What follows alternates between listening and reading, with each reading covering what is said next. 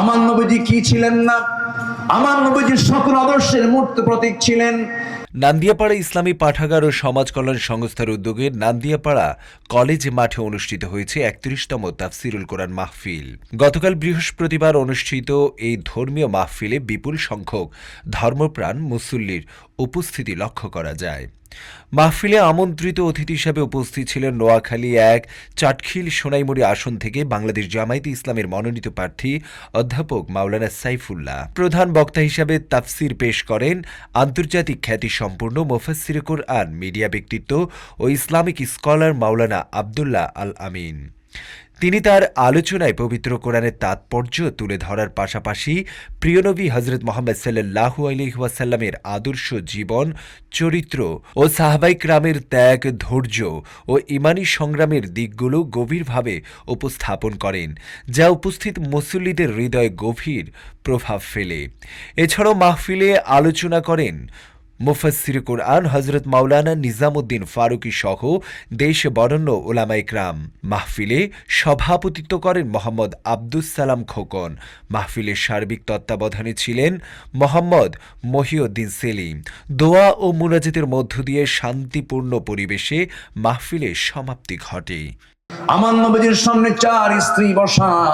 হঠাৎ করে নবীর সামনে দাঁড়িয়ে বলছে, হুজুর আমাদের মধ্যে একটা ভুল বোঝাবুঝি হচ্ছে। কি হয়েছে? ৪ জনই বলে আপনি নাকি সবাইকে ভালোবাসে, বলে আমাকে বেশি ভালোবাসে, সে বলে আমাকে বেশি ভালোবাসে। সত্যি করে বলুন তো ৪ স্ত্রীর মধ্যে আপনি কাকে বেশি ভালোবাসেন? বলুন তো। প্রশ্নটা শুধু জটিল না বড় জটিল? বড় জটিল। কারণ মেয়েরা সোজা হারে না বাঁকা হারে, তাদের মাইন্ড ছোট না বড় বড়, তাদের মাইন্ড অত্যন্ত, তারা যখন কোনো ভুল বুঝে বসে এটাকে সহজে ঠিক করা সম্ভব হয় না, অনেক তেল মারতে হয়। কি ঠিক কিনা বলেন? যারা বিয়ে করছেন তারা টের পাচ্ছেন, বিয়ে না করলে তার টের পাওয়া যাবে না।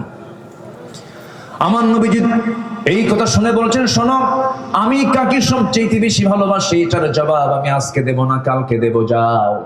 পাঠায়া দিলেন। পরের দিন সেই সময় সন্ধ্যার পরে অন্ধকার হতে হতে আমার রাসূল ৪টা নয় ৮টা খেজুর হাতের মধ্যে নিলেন ৪ স্ত্রীর জন্য। প্রথম স্ত্রীর ঘরে গিয়ে বলছেন, স্ত্রী আমি তোমাকে দারুণ ভালোবাসি, তোমাকে লুকায় 2টা খেজুর দিয়ে গেলাম, আর বলে যাচ্ছি আমি তোমাকে কিন্তু খুব ভালোবাসি, কিন্তু এই মহব্বতের কথা তুমি অন্য কোনো বউকে বলবা না, অন্য কোনো স্ত্রীর কানে যেন না যায়। ঠিক আছে, বলবো না। দ্বিতীয় স্ত্রীকে একই কথা বললেন, তৃতীয় চতুর্থ স্ত্রীকে একই কথা বলে তিনি চলে আসলেন, 2টা করে খেজুর দিয়ে আসলেন, একই কথা বলে আসলেন।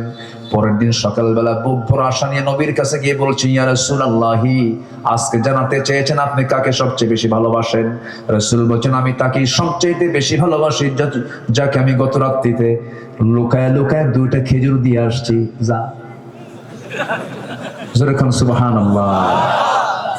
ম্যারেজ লাইফ, ম্যানেজ লাইফ, উনি ম্যানেজ করতে পেরেছেন। সুবহানাল্লাহ বলেন।